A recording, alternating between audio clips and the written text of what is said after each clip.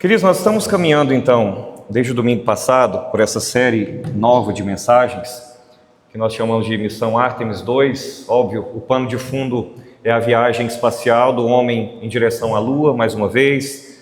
Essa viagem que aconteceu de maneira bem sucedida.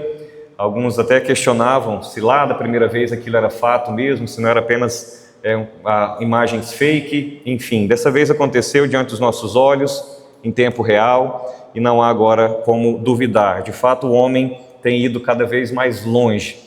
E nesse pano de fundo, quando o homem tem cada vez ido mais longe, nós temos pensado, nós estamos imergidos numa geração que é fascinada por grandes eventos. Eu não sei quanto a você, mas me desperta muita atenção, muita curiosidade e me deixa muito empolgado. Grandes acontecimentos, grandes eventos, eventos que param o mundo, eventos que chamam a atenção do mundo, e esses eventos que capturam a atenção da humanidade de maneira geral. E via de regra, ao programarem um grande evento como uma viagem espacial, a mensagem que se tem é: nós vamos fazer isso para que isso possa entrar para a história. Nós vamos realizar esse feito para que esse feito possa entrar para a história. Daí a missão Ártemis 2 está aí, e certamente ela já tem sido tratada assim, um grande feito, um grande evento que já entrou para a história, porque o mundo tem olhado, todos os cantos as pessoas têm acompanhado, e todos têm estado literalmente impressionados com esse grande acontecimento. O fato é que o homem, mais uma vez, está preparando para ir mais longe. A ida à Lua é apenas um teste, é apenas um experimento, porque há desejo que o homem vá além, de que chegue a Marte, de que possa explorar outras galáxias e por assim sucessivamente. Ir mais longe, ir mais alto, ir mais profundo. O homem então quer subir, quer avançar, buscar estrelas, buscar um evento maior na história cada vez mais. Mas, queridos, eu quero fazer uma pergunta diante de tudo aquilo que a nossa geração está contemplando. Eu quero fazer uma pergunta para o seu coração de maneira sincera e profunda. É uma pergunta simples, mas é uma pergunta profunda. De todos os acontecimentos da história, de todos os grandes eventos da história, se você pudesse dar uma entrevista para um telejornal, para você, qual teria sido o maior evento da história? O maior acontecimento da história? Foi a ida do homem à Lua? Foi o retorno do homem à Lua anos depois? Foram os feitos das grandes guerras, a invenção do avião, da bomba atômica? Foram as revoluções tecnológicas, as descobertas científicas? Para você, o que você considera como um grande feito da humanidade até hoje? Essa pergunta ela nos provoca, irmãos, porque todos os dias nós temos diante dos nossos olhos, na palavra do Senhor, algo que talvez a gente não tenha considerado dessa perspectiva ou desse ponto de vista. Um evento que supera todo qualquer evento que o ser humano um dia já fez. Um evento que é incomensurável, um evento que é incomparável, um evento que não aconteceu no espaço necessariamente, mas um evento que aconteceu na história da humanidade. Um evento que não envolveu o homem subindo, é um evento que envolve o próprio Deus descendo e vindo até nós. O maior evento da história, portanto, irmãos, não foi o homem indo para o céu.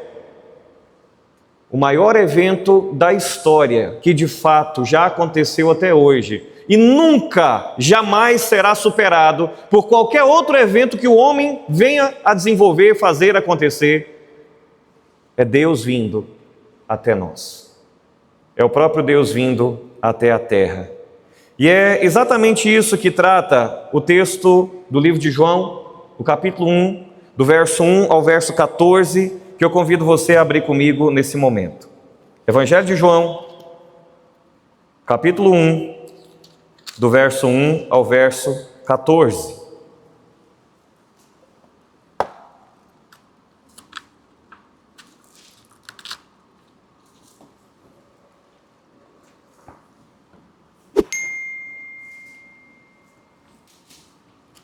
João 1, de 1 a 14. Vamos ficar em pé mais uma vez, queridos?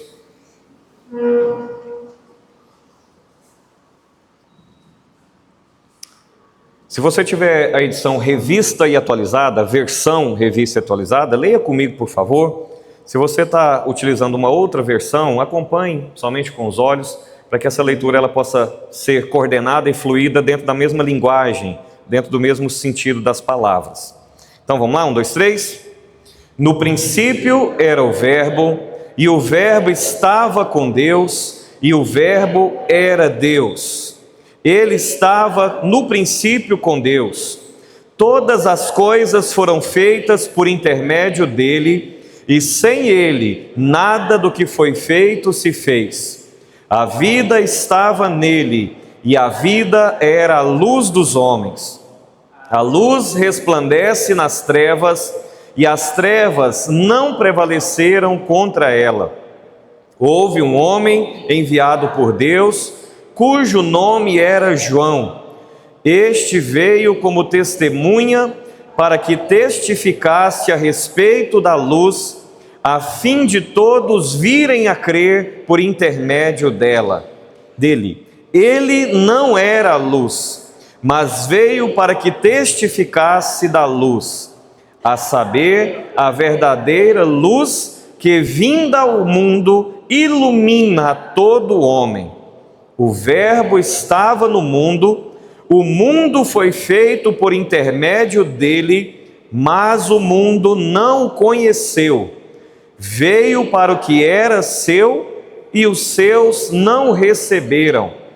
Mas a todos quantos o receberam, deu-lhes o poder de serem feitos filhos de Deus, a saber, aos que creem no seu nome, os quais não nasceram do sangue, nem da vontade da carne, nem da vontade do homem, mas de Deus. E o Verbo se fez carne e habitou entre nós, cheio de graça e de verdade, e vimos a sua glória, glória como do unigênito do Pai. Bendito seja o nome glorioso do Senhor, que nos instrui, que nos edifica, que nos restaura, que nos fortalece, que nos abençoa, que nos salva. Obrigado, Senhor, porque num tempo onde nós estávamos totalmente cegos, perdidos, lançados nas trevas, na escuridão da existência das nossas vidas, o Senhor enviou o teu Filho amado, o Verbo que se encarnou, a luz do mundo que veio até nós. E ainda que o homem chegue à lua, ainda que o homem chegue a planetas longínquos, ainda que o homem possa ir o mais longe que ele conseguir, o maior feito da história já pôde ser celebrado pela Igreja do Senhor há muitos e muitos anos, ó Deus. O Senhor veio até nós.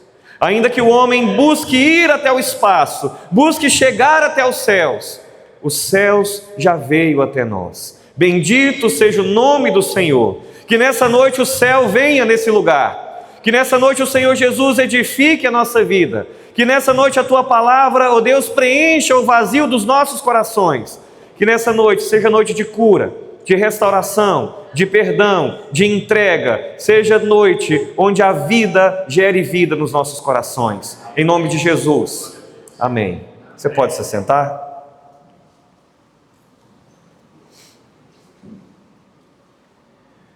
Irmãos, esse texto que nós lemos é um dos textos mais profundos de toda a Escritura. Eu vou falar de novo para que você observe o que eu estou falando.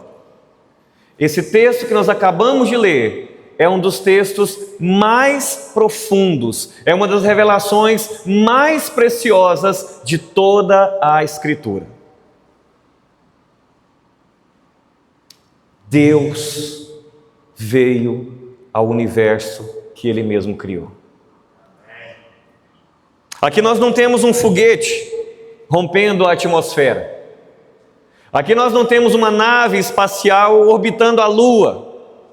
Aqui, meus irmãos, nós temos um Deus rompendo a eternidade. Aqui nesse texto, irmãos, nós temos um Deus entrando no tempo, um Deus entrando na história, um Deus entrando no nosso mundo, um Deus vindo a mim e a você, homens e mulheres, perdidos nas trevas por conta do nosso pecado. E hoje, irmãos, o nosso Deus quer confrontar o nosso coração com essa verdade.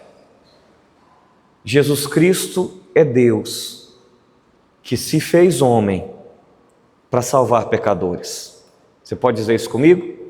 Jesus Cristo é Deus que se fez homem para salvar pecadores. O contexto desse livro já tem sido muito conhecido pelos irmãos. Óbvio que eu vou passar rapidamente, nós temos convidados, visitantes esta noite, mas é preciso entender que todo o texto da Bíblia, ele tem um contexto, ele está inserido dentro de uma situação. Então o autor desse livro que nós lemos já é revelado a nós pelo próprio nome, é o Evangelho de João. João foi um discípulo de Jesus, é conhecido nesse Evangelho como discípulo amado, é o último discípulo de Jesus que vai morrer, ele vai viver muitos anos, ele vai morrer em ditosa velhice. E esse livro, ele foi datado de mais ou menos, esse Evangelho, ele foi escrito mais ou menos entre o ano 85 e o ano 90 depois de Cristo. Então, se Cristo morreu por volta do ano 33, havia mais de 50 anos da morte e da ressurreição de Jesus, quando João então escreve esse Evangelho. E o propósito do livro está bem claro, está lá no finalzinho do livro. O próprio evangelista escreve, lá no capítulo 20, no verso 31, para que ele está escrevendo esse livro? Ele diz assim: para que vocês creiam que Jesus é o Cristo. Cristo é uma palavra grega que significa ungido. É a mesma palavra a palavra hebraica para Messias. Messias é uma palavra hebraica, Cristo é uma palavra grega e ambas significam ungido. Para que vocês creiam que Jesus é o Cristo e crendo, vocês tenham a vida. Esse é o propósito que João então escreve o seu evangelho. Mas no contexto cultural da época, havia uma influência do pensamento grego, do logos, a ideia da razão. Tanto que a filosofia grega, que nasce naquele contexto cultural, ela se perpetuou pela existência da humanidade e ela está presente até hoje. Então, naquele contexto, havia essa ideia do logos, a ideia da presença, do conhecimento, da razão. E para os gregos, eles pensavam o seguinte: a matéria é ruim, a matéria é má, mas o espírito é bom. E você se aperfeiçoa espiritualmente buscando conhecimento, se desenvolvendo racionalmente. Era esse o raciocínio. De maneira, queridos, que havia um outro contexto cultural também, porque aqui nós estamos no mundo greco-romano.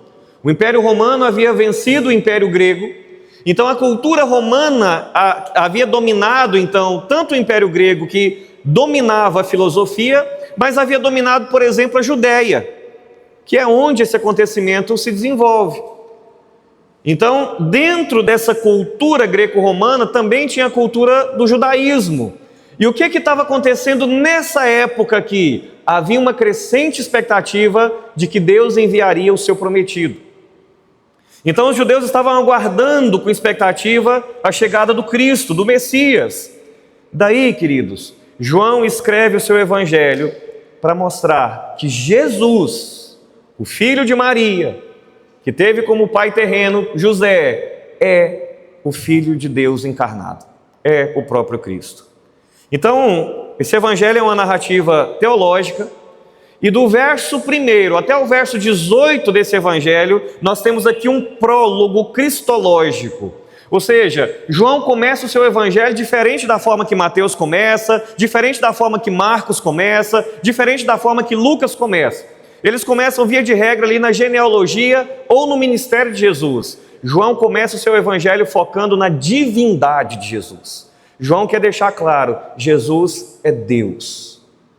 Jesus é Deus.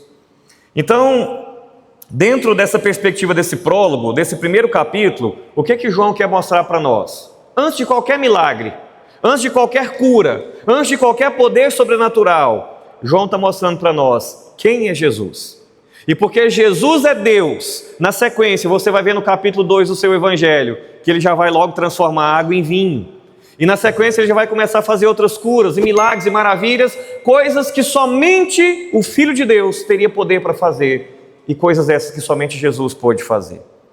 Então, queridos irmãos, a ideia central dessa passagem é o seguinte: Jesus Cristo é a revelação plena de Deus, que entrou na história para trazer vida e salvação ao homem perdido. Esse é o cerne dessa mensagem. É também o cerne do Evangelho. Jesus Cristo, então, é a revelação plena de Deus. Como é que eu vou saber como é Deus? Como é que eu posso ter uma ideia do que é Deus? Como é que eu posso ter um exemplo do que significa ser Deus? Olhando para Jesus.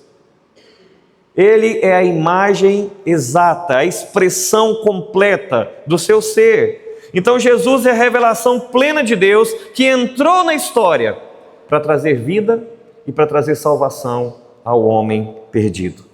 De maneira que aqui nesse texto que nós lemos, irmãos, nós temos então 3 declarações gloriosas sobre quem é Jesus e o que ele veio fazer aqui na nossa terra, no nosso planeta, no nosso ambiente. O que ele veio fazer aqui entre nós? 3 declarações gloriosas sobre quem é Jesus e o que ele veio fazer aqui.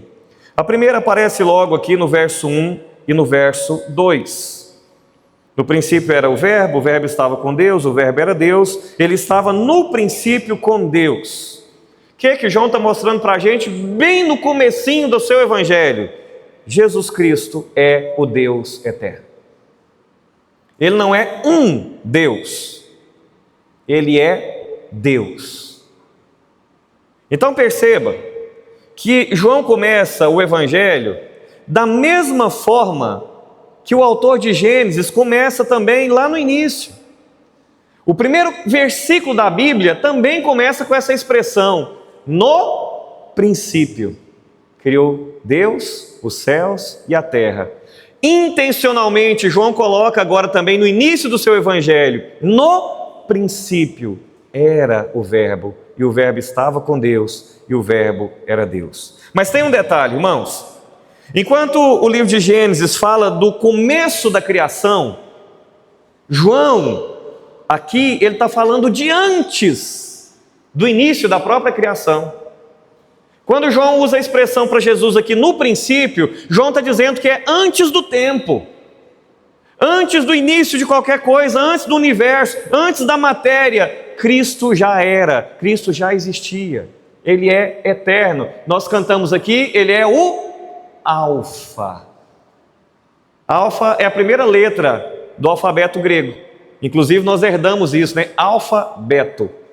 Alfa é a primeira letra, beta é o segundo e assim por diante. Então, por que Jesus é o Alfa? Porque ele é o princípio, ele é o início. Antes de todas as coisas já era. Ele já era desde o começo. Paulo, depois escrevendo aos Colossenses, vai dizer a mesma coisa. Nele quem? Em Jesus foram criadas todas as coisas. Aí ele vai dizer, nos céus e sobre a terra, as visíveis, as invisíveis, os tronos, as soberanias, os principados, potestades, tudo foi criado por meio dele e para ele.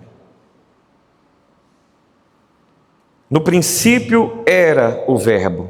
Outra coisa que chama atenção aqui é esse verbo, não o verbo com V maiúsculo que está na sua Bíblia, você pode e deve deixar ela aberta para você ir acompanhando, mas esse verbo aqui era. Esse verbo no original grego, ele aparece com uma palavrinha bem menor do que em português, é só 2 letrinhas, é en-arche, que aparece ali, que está dizendo assim, era no sentido de uma coisa que não especificamente está no presente, mas está num passado imperfeito. Porque qual que é a ideia? Esse era aqui não está apontando para um começo. Esse era aqui está apontando a uma existência contínua. Ou seja, antes de que tudo houvesse, Jesus já era antes de tudo. Ele já estava lá antes de tudo. Então Cristo, ele não tem um começo. Cristo, ele não é a primeira criação de Deus Pai. Talvez você não saiba, mas isso é uma heresia presente dentro da história da igreja, que Cristo é a primeira criação, replicada inclusive dentro da Igreja Mundial do Poder de Deus. Talvez você não tenha observado essa doutrina deles, mas Jesus foi a primeira coisa criada por Deus, é isso que se é pregado e é ensinado ali. Mas não é isso que a Bíblia está nos mostrando. Jesus não é uma criação, Ele é o próprio Deus eterno. Então, no princípio, Ele já existia. Ele sempre existiu, Ele não passou a existir, porque Ele é eterno. Ele sempre esteve ali na eternidade. Pai, Filho e Espírito Santo. Daí João continua. E o Verbo estava com Deus. Você consegue perceber aqui uma sinalização da Trindade? Porque lá na frente no Evangelho, João vai falar da promessa de Jesus de enviar o Consolador. Quem é o Consolador? O Espírito Santo, a terceira pessoa da Trindade. Mas ele começa o Evangelho falando que o Verbo, que é o Filho, estava com o Pai. Então há uma clara distinção aqui. Mas ele não está querendo dizer que o Verbo é menor ou é criado pelo Pai ou por Deus, porque ele termina o versículo dizendo assim: o Verbo estava com Deus e o Verbo era Deus. Jesus já tem a identidade divina revelada aqui no primeiro versículo, no primeiro capítulo desse livro. Agora, irmãos, eu quero chamar a sua atenção para a palavrinha verbo. Lembra que era corrente nos dias de Jesus a filosofia grega que focava muito no logos. Logos, essa perspectiva de razão. Não é à toa que João usa essa expressão verbo aqui para Jesus. Percebe? Porque ele está usando aqui um nome próprio. Se você olhar na sua Bíblia, verbo aí não está com um V minúsculo.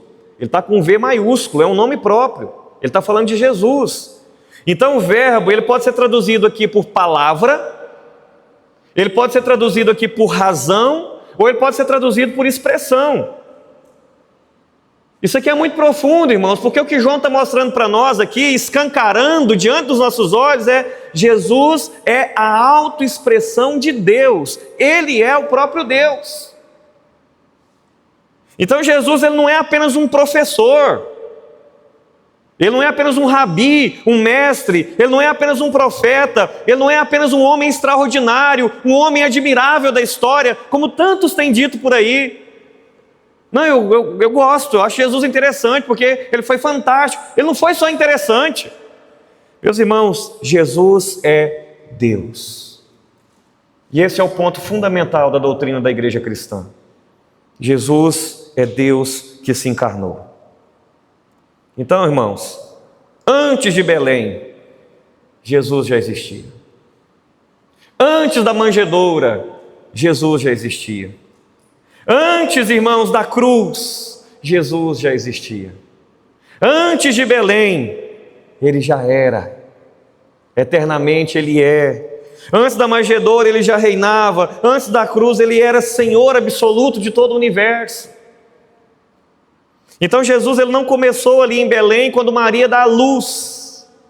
Ou Ele não começou lá em Nazaré quando ela foi achada grávida. Jesus é eterno. Eterno.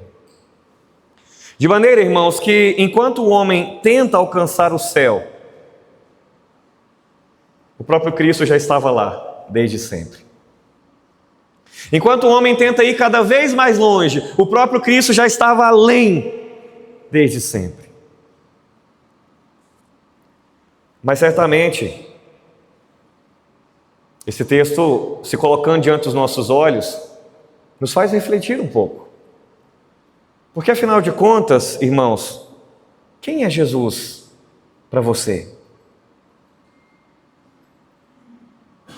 E não, eu não estou falando daquilo que você aprendeu e que é politicamente correto afirmar. Olha para a sua vida. O que a sua vida revela que Jesus é para você? Olha para o seu cotidiano. Para a forma que você se relaciona, a maneira pela qual você vive. Jesus é uma referência religiosa, é uma religião, é uma oportunidade de escape, é uma expectativa de salvação, é um exemplo moral? Ou Jesus é, irmãos, quem de fato Ele é? O Deus eterno, digno de toda a nossa adoração, rendição, entrega, digno de receber toda a nossa vida, digno de que saiamos do trono da nossa existência para que Ele sente, e não mais viva eu, mas Ele viva em nós, não mais reine eu, mas Ele reine em mim, não mais permaneça e prevaleça a minha vontade, mas a dEle seja prevalecida sobre a minha. Quem é Jesus para você? Quem é Jesus na sua vida? É uma opção? Ou Ele é tudo? Tantas vezes a gente fala assim, não, Jesus é tudo para mim. Jesus é tudo para mim, mas tudo para mim depois que eu fizer isso, tudo para mim depois que eu fizer aquilo, tudo para mim depois que eu priorizar isso, tudo para mim depois que eu priorizar aquilo. Então o que a nossa vida revela nesse momento? Que Jesus é para nós. Porque esse texto aqui, irmãos, não pode fazer outra coisa para nós, senão nos levar a reconhecer que Jesus Cristo é Deus. E que se Jesus Cristo é Deus, nós temos que submeter toda a nossa vida a Ele. Qualquer projeto, qualquer plano, o meu tempo, o meu talento, o meu tesouro, a minha vida, a minha família, a minha casa, os meus filhos, tudo que tenho, tudo que sou, devem ser entregues ao governo dEle. Então olha para a sua vida, existe alguma coisa que você ama mais do que você ama Jesus? Olha para o seu tempo, existe mais alguma coisa que você tem priorizado mais do que priorizado o reino de Jesus? Olhe para a disposição do seu coração, existe alguma coisa que seu coração se aquece mais do que pela obra de Jesus? Então quem é Jesus para você? Não é uma pergunta apenas racional, intelectual e facinha de responder, mas é o que a nossa vida tem demonstrado que Jesus de fato é para nós. Porque, irmãos, não basta frequentar uma igreja, não basta se filiar ou se membrar em uma igreja, não basta ter uma religião, não basta ter um credo, não basta ter uma fé. Essas coisas não são suficientes para a nossa salvação. Se Jesus não for o Senhor absoluto das nossas vidas, Ele também não haverá de ser o Salvador de cada um de nós. Para quem que nós estamos vivendo, irmãos? Se Jesus Cristo é quem nós acabamos de ver que Ele é, se de fato Ele é o Deus eterno, que outra coisa que nós estamos procurando para as nossas vidas? Que outro sentido que nós estamos dando para elas? Que outro significado nós poderíamos estar buscando? Que outro propósito? O que ainda falta para nós? Para onde nós estamos indo? Para que essa sanha, esse desejo do homem querer ir cada vez mais longe, se aquilo que é impossível de se alcançar já veio e está diante de nós? Submeta a sua vida a Ele. Essa é a primeira declaração gloriosa sobre quem Jesus é nesse texto. Jesus Cristo é o Deus eterno, o Verbo que se fez carne, aquele que estava no princípio, aquele que estava com Deus, aquele que era e que é o próprio Deus. Mas a partir do verso 3 ao verso 5, o texto nos mostra então a segunda declaração gloriosa sobre quem é Jesus Cristo. A Bíblia diz que Jesus Cristo é a fonte da vida e a fonte da luz. Todas as coisas foram feitas por intermédio dele, e sem ele, nada do que foi feito se fez. A vida estava nele, e a vida era a luz dos homens. A luz resplandece nas trevas, e as trevas não prevaleceram contra ela. Todas as coisas foram feitas por intermédio dele. Meus irmãos, sabe uma coisa? Isso aqui muda totalmente, completamente a nossa perspectiva. Ou pelo menos deveria mudar. Porque, irmãos, isso significa que tudo que existe, qualquer coisa que veio a existir, só existe por um propósito. E qual é esse propósito? Qual é esse propósito? Cristo. Tudo que existe, existe por causa de Cristo. Porque dele, e por meio dele, e para ele, são todas as coisas.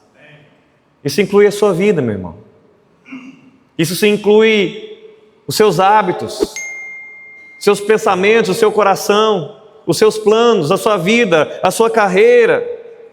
As estrelas que o homem tenta alcançar, o universo que a ciência tenta explicar, a vida que nós vivemos, experimentamos, a tecnologia que nós alcançamos, irmãos, tudo vem dele e é para ele. E João diz assim: sem ele, nada do que foi feito se fez. Nada. Quando Deus criou, Ele usa o Logos. Disse Deus, haja, e houve. Jesus é o agente da criação, o Verbo é o agente da criação, o Logos é o agente da criação. Então nada, absolutamente nada do que existe foi feito sem o intermédio dele. E o texto ainda segue: a vida estava nele. Você percebe o que João está dizendo aqui? Irmãos, ele não está dizendo apenas que Cristo cria a vida. Ele está dizendo que o próprio Jesus é a fonte da vida. Ele não apenas cria, ele é a fonte. A vida estava nele. E ele segue dizendo: a vida era o quê? A luz dos homens. Mas o que quer dizer isso agora? A vida era a luz dos homens. O que João está deixando claro para nós, irmãos, é que sem Cristo, nós estamos vivos biologicamente, mas nós estamos mortos espiritualmente. Estamos em trevas espiritualmente. Estamos vazios de existência. A vida não tem qualquer sentido, não tem qualquer significado, se Cristo não for a nossa luz, a luz da nossa razão, esse Logos que clareia e dá sentido à existência e às nossas vidas. Nós até podemos enxergar fisicamente, mas nós viveremos em trevas espiritualmente. É por isso que às vezes tantas pessoas leem a Bíblia e não conseguem entender. Você prega, fala, para as pessoas não faz sentido. Por quê? Porque não tem luz. Não há iluminação, não há entendimento, não tem sentido. Não consigo entender isso. E o ponto é, irmãos, aquele que criou tudo é justamente quem pode também restaurar tudo. Porque tudo havia se perdido por conta do pecado, não é? Nós estamos estudando isso. E aí João ainda segue dizendo: a luz resplandece nas trevas. E porque a luz resplandece nas trevas, ele diz: as trevas, olha na sua Bíblia o que está dizendo? Não prevaleceram. Essas trevas que imperaram por tanto tempo, o que Paulo vai chamar de império das trevas, agora foi literalmente apagado. A luz brilha, as trevas não prevaleceram, não venceram, as trevas não puderam e não poderão jamais apagar essa luz. Porque a luz de Cristo, irmãos, ela não pode ser vencida. Ela não pode ser vencida. Então, como essa imagem de uma lâmpada ela não acende sozinha. Ela precisa de uma fonte, seja uma bateria, seja uma rede elétrica, seja o que for. A lâmpada ela não tem luz própria. De maneira que a Bíblia diz que nós devemos refletir a sua luz diante dos homens. Seus discípulos, a sua igreja tem esse chamado: sal da terra e luz do mundo. Mas essa luz não é nossa. É preciso estar conectado na fonte. Porque se nós não estivermos conectados na fonte, irmãos, nós não conseguiremos brilhar, iluminar, clarear o caminho, fazer com que as pessoas entendam e percebam o propósito da vida e ressignifiquem as suas vidas.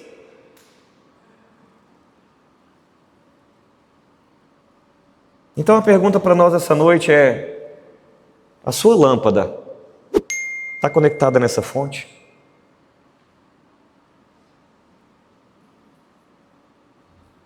Você está tentando ter algum brilho próprio? Por meio dos seus bens materiais, patrimônio, sua carreira? Por meio do seu intelecto? Por meio dos seus feitos? Porque tantas vezes nós nos desconectamos da fonte justamente porque estamos investindo tanto e correndo tanto e fazendo tanto em outras coisas que nós achamos que vai dar brilho, mas que no final das contas a única coisa que fez foi nos desplugar da fonte real e verdadeira. Tantas vezes nós deixamos de ler a Bíblia, deixamos de orar, fazer o culto doméstico, deixamos de estar na igreja, deixamos de estar no reino, testemunhando, servindo, evangelizando, porque estamos às vezes desligados, concentrados em algo que nós estamos achando que vai nos fazer brilhar.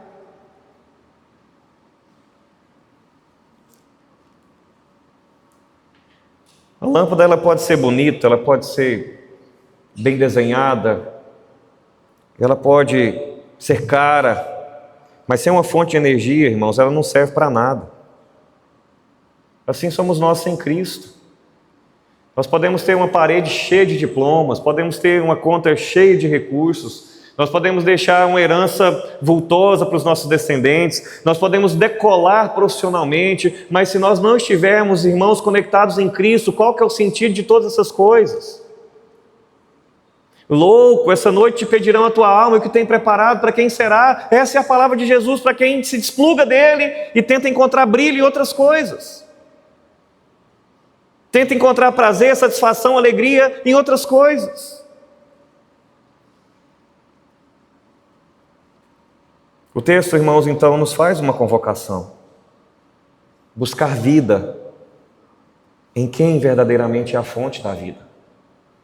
Satisfação, alegria, luz. O seu coração vai querer te desplugar dessa fonte o tempo todo, porque a Bíblia diz que ele é enganoso. O tempo todo ele vai dizer para você que outras coisas são mais importantes, mais interessantes, mais relevantes, mas o que ele quer fazer de fato é apagar a sua lâmpada e te dar a falsa ilusão que você vai ter uma luz própria. E nós vimos isso aqui na semana passada, que é neblina, vaidade de vaidade. Tudo é vaidade, é correr atrás do vento. Então essa é a segunda declaração gloriosa sobre quem Cristo é. João diz que Cristo é o Deus eterno, e agora ele vai dizer que Cristo é a fonte da vida, é a fonte da luz, ou seja, a fonte do conhecimento, a fonte do propósito, a fonte do entendimento, é a luz. E por fim, nos versos 10 a 14, ele vai nos mostrar o propósito pelo qual Cristo veio, o que ele veio fazer aqui. João vai nos mostrar que Cristo veio ao mundo, irmãos, para salvar.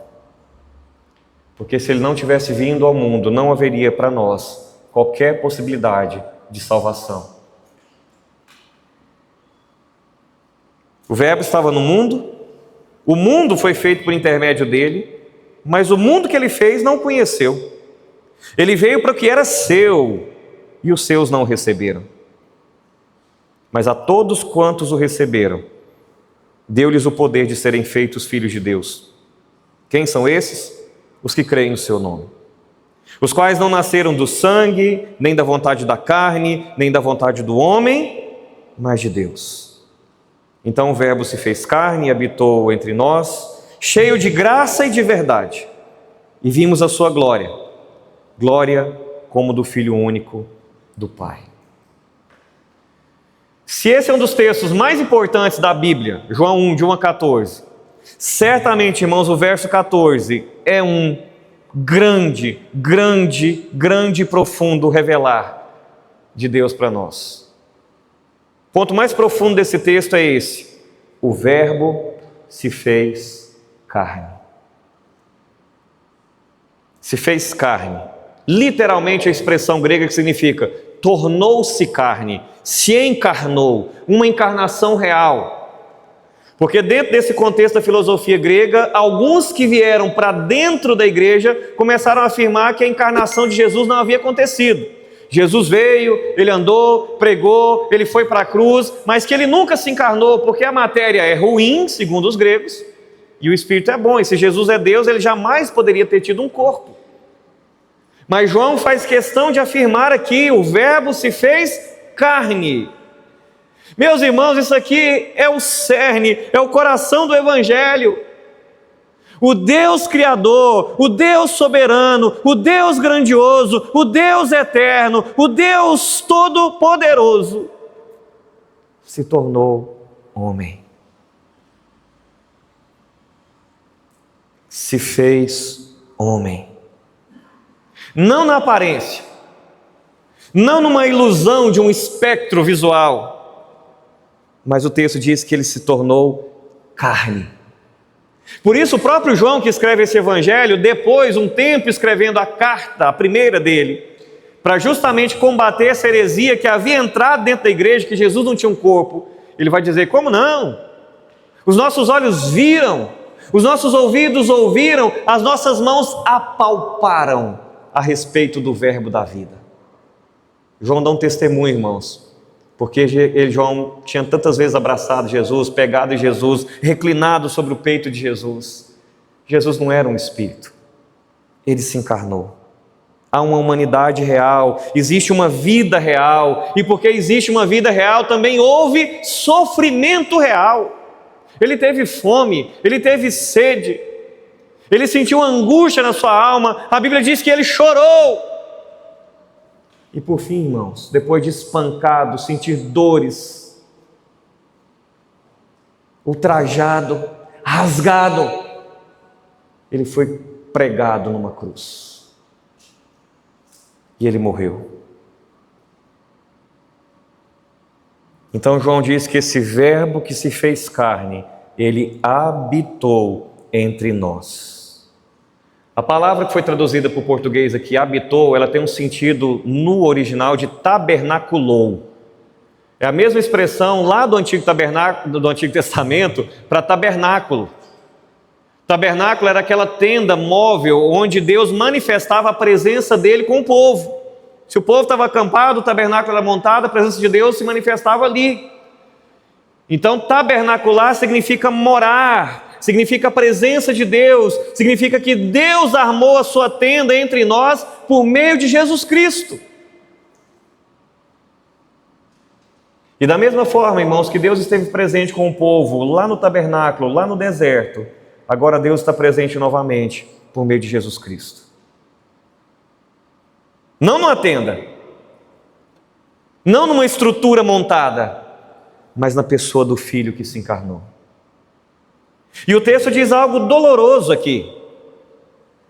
O texto fala que ele veio para o que era seu, e os seus fizeram o quê? Não o receberam. Não o reconheceram como, de fato, quem ele é. O Criador, ele entrou na criação e ele foi rejeitado por ela.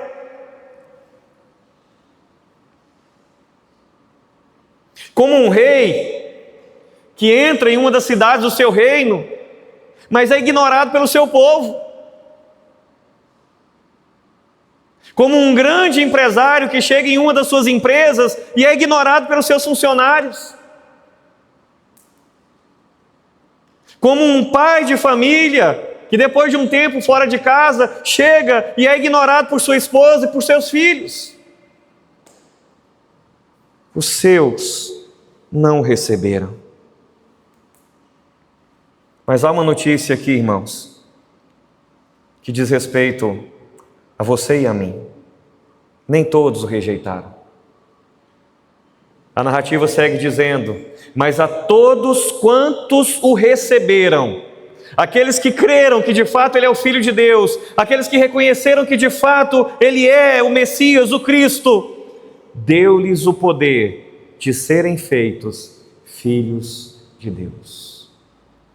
Outro dia eu lembrei sobre isso na sala de integração aqui, com o pessoal que está fazendo o curso. Alguns adágios, alguns ditados populares, né? E um deles é: mas eu também sou filho de Deus, todo mundo é filho de Deus. Não, essa não é uma verdade bíblica. O que a Bíblia está mostrando para nós é que quem é feito filho de Deus é aquele que recebe Jesus como seu Senhor e Salvador. É por isso que na igreja, quando alguém se torna um filho de Deus, recebe Jesus como seu Senhor e Salvador, ele é chamado de irmão, de irmã, porque temos o mesmo Pai em comum. Mas às vezes a gente tem aquela noção de chamar, chegou na igreja, chegou no ambiente, todo mundo é irmão, né? Todo mundo vira irmão. O irmão é quem é filho do Pai. E filho do Pai é quem tem Jesus como Senhor e Salvador da sua vida. Todo mundo é criação de Deus, é criatura de Deus. Mas filho de Deus, diz a Bíblia, é aquele que recebeu Jesus como seu Senhor e como seu Salvador. Esses foram feitos filhos, porque não eram filhos, mas se tornaram filhos. Então, irmãos, o que é o ponto? É que o Criador entrou na criação e ele foi rejeitado pelos seus. Mas quem nele crê não morre, tem a vida eterna. É feito filho de Deus. E você? O que você tem feito com Jesus?